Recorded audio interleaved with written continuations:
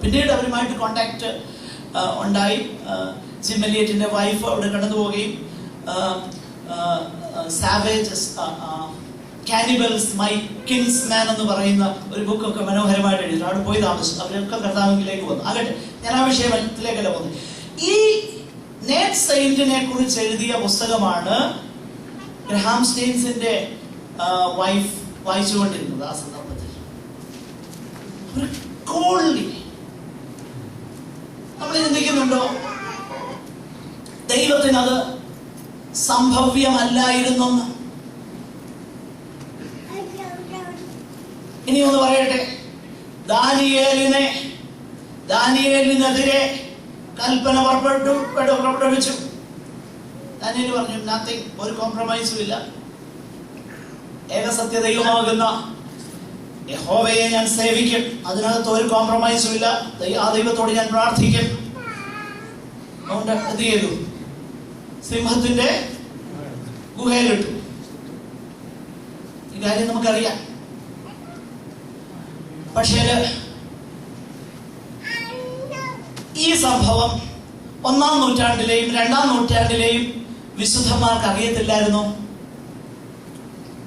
അറിയാമായിരുന്നോ? ഇല്ലയോ? അറിയാമോ? ഇല്ലയോ? അറിയായിരുന്നു. പക്ഷെങ്കിൽ റോമൻ കൊളീസിയത്തിൽ എത്ര ആയിരങ്ങളാണ് സിംഹത്തിന് ഭക്ഷണമായി തീർന്നത് അറിയാമോ? ക്രിസ്തു സഭയുടെ ചരിത്രം വായിച്ചു നോക്ക്. ഇംഗ്ലീഷിൽ ഒരു പ്രയോഗം വരെയുണ്ട്, feeding Christians to the lions. ഇംഗ്ലീഷിൽ ഒരു പ്രയോഗമുണ്ട്, ഭാഷാ പ്രയോഗമുണ്ട്, feeding Christians to the lions. റോമിലെ കൈസർമാർ ചെയ്തതാണ് അവരുടെ വിനോദത്തിന് വേണ്ടി. പഴയ ചില ഛായാചിത്രങ്ങളൊക്കെ ഉണ്ട്. ഈ കൊളീസിയത്തില് സ്പെക്ടേറ്റേഴ്സ്, ഓഡിയൻസ് അങ്ങനെ ഇരിക്കുകയാണ്. സിംഹത്തെ അതിന്റെ ആ കേജ് തുറന്നത് ഇങ്ങനെ വരുന്ന ഒരു ചിത്രം. ഒരു കൂട്ടം വിശ്വാസികൾ ഹഡിൽഡ് ടുഗദർ, അവരുടെ മുട്ടിന്മേൽ നിന്നുകൊണ്ട് പ്രാർത്ഥിച്ചുകൊണ്ട് നിൽക്കുന്ന ചിത്രം. പഴയ കാലത്ത് വരച്ച ചിത്രങ്ങളാണ്. നോക്കിയേ, ദാനിയേലിനെ ദൈവം വിടുവിച്ചു. It was not the will of God for these Christians to be delivered from lion's mouth. അന്ന് ദൈവം അങ്ങനെ ചെയ്തു.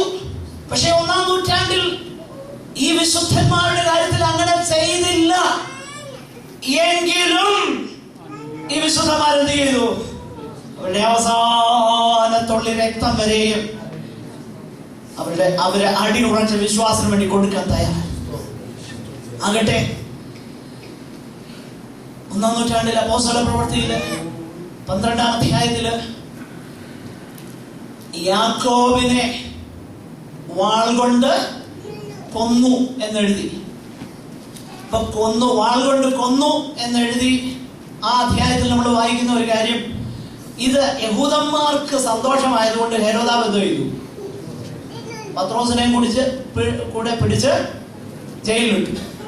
എല്ലാവരും എന്റെ കൂടെ വരണേ, ജയിലിലിട്ടു. പക്ഷേ യഹോവയുടെ ദൂതൻ എന്ത് ചെയ്തു? പത്രോസിനെ വിടുവിച്ചു.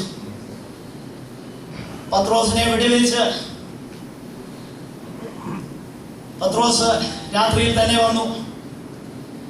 അവിടെ കൂട്ടായ്മ യോഗം നടക്കുക, പ്രാർത്ഥന യോഗം, ഓൺലൈൻ പ്രേയർ നടക്കുക. അവർ വിശ്വസിച്ചില്ല. പത്രോസ് വന്നു വാദിക്കുക. ആകട്ടെ, അതെന്തും ആകട്ടെ. പത്രോസ് വന്നു. അവിടെ കൂട്ടായ്മ യോഗം നടക്കുമ്പോ ഒരു പക്ഷേ നിശ്ചയമായിട്ടും എന്റെ ചിന്തയില് ഈ യാക്കോബിന്റെ ഭാര്യയെ കാണും. ശ്രദ്ധിച്ചേ, ഈ യാക്കോബിന്റെ ഭാര്യ അവിടെ ഉണ്ടാകും. പത്രോസ് വന്ന് ഇങ്ങനെ പറയുകയാന്നിരിക്കട്ടെ, ഞാനവിടെ കിടന്നു. എനിക്ക് ഭയങ്കര വിശ്വാസമായിരുന്നു. ഞാൻ കണ്ടായിരുന്നു ഗേറ്റ് ഒക്കെ ഇങ്ങനെ തുറന്നു പോകുന്നതൊക്കെ ഞാൻ കണ്ടു. കുറച്ച് കഴിഞ്ഞുകൊണ്ട് അയ്യോ, ദൈവനാമത്തിന്റെ മഹത്വത്തിനായി ഞാൻ പറയട്ടെ എന്നൊക്കെയുള്ള ഒരു ഫ്രൈസ് ഒക്കെ അങ്ങോട്ട് ചേർത്ത് പത്രോസ് പറയുകയാണെന്നിരിക്കട്ടെ. അപ്പൊ ഈ പാവം മിസ്സസ് യാക്കോബ് എന്ത് ചിന്തിച്ചു കാണും?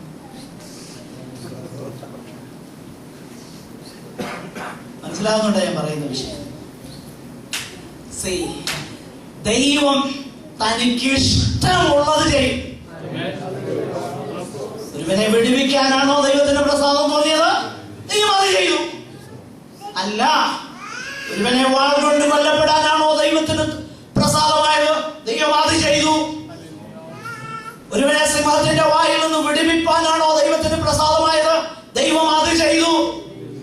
എന്നാൽ 100 കണക്കിന് പേരെ സിംഹത്തിന്റെ വായിക്ക് ഇരയായി കൊടുക്കാനാണോ ദൈവത്തിന് പ്രസാദമായത്? ദൈവം അത് ചെയ്തു. ദൈവത്തിന്റെ തിരുഹൃദയത്തിൽ പ്രസാദമുള്ളത് ദൈവം ചെയ്യാനായി, ദൈവത്തെ സമ്പൂർണമായി ആശ്രയിച്ച് ദൈവം എന്ത് ചെയ്താലും അത് ഉത്തമവും ശ്രേഷ്ഠവും നന്മയും കാണാത്ത അതിനപ്പുറമായി ഒരു നന്മയുണ്ടെന്ന് ദൈവത്തെ ആശ്രയിക്കുന്നതാണ് വേദപുസ്തകത്തിലെ വിശ്വാസം. അല്ലാതുള്ള ഈ മേക്ക് ബിലീവ് ഫീൽ ഗുഡ് പരിപാടി അല്ല വേദപുസ്തകത്തിലെ വിശ്വാസം. God still does wonderful things today. ഇന്നും ദൈവം അത്യത്ഭുതകരമാകുന്ന കാര്യം ചെയ്യുന്ന സാക്ഷ്യങ്ങൾ ഒത്തിരി ഞാൻ തരാം. പക്ഷേ God does that. അത് ആ സമയത്ത് അങ്ങനെയും ഈ സമയത്ത് ഇങ്ങനെയും ചെയ്യാനായി ദൈവം സർവജ്ഞാനിയും സർവവ്യാപിയും സർവശക്തനും അവിടുന്ന് He is an all loving God. അവൻ സ്നേഹവാനാകുന്ന ദൈവവും കരുതലുള്ളവനും ദയയുള്ളവനും മനസ്സലിവുള്ളവനുമാണെന്ന് ആ ദൈവത്തെ പൂർണ്ണമായി ആശ്രയിക്കുന്നതാണ് വിശ്വാസം. അതാണ് വരുവാനുള്ളതിന്റെ ആശിക്കുന്നതിന്റെ ഉറപ്പും കാണാത്ത കാര്യങ്ങളുടെ നിശ്ചയം. നമ്മൾ അടുത്ത ആഴ്ചയിൽ തുടർന്ന് ഈ വേദഭാഗം ചിന്തിക്കും. ദൈവം നമ്മെ സഹായിക്കട്ടെ. നമ്മുടെ കണ്ണുകളെ അടയ്ക്കാം. നമുക്ക് വീണ്ടും പ്രാർത്ഥിക്കാം. ദൈവത്തിന്റെ കരുണ, വിശ്വസ്തത, ദയ, അവിടുന്ന് എത്ര നല്ലവനാണ്. സ്വന്തം പുത്രനെ ആദരിക്കാതെ നമുക്ക് എല്ലാവർക്കും വേണ്ടി ഏൽപ്പിച്ചു തരണം. ആ ദൈവത്തെ പൂർണ്ണമായി നമുക്ക് ആശ്രയിക്കാം. ആ ദൈവത്തിന്റെ കരങ്ങളിൽ നമ്മെ പൂർണ്ണമായി ഏൽപ്പിച്ചു കൊടുക്കാം. ആ ദൈവം വിശ്വാസയോഗ്യനാണ്, ആശ്രയിക്കാൻ കൊള്ളാവുന്നവനാണ്. ആകയാൽ ആ ദൈവത്തെ നമുക്ക് ചാരാം. ആ ദൈവത്തോടുള്ളതാകുന്ന ബന്ധത്തിൽ നമുക്ക് വളർന്നു വരാം. അതിനായി ദൈവം നമ്മെ സഹായിക്കട്ടെ.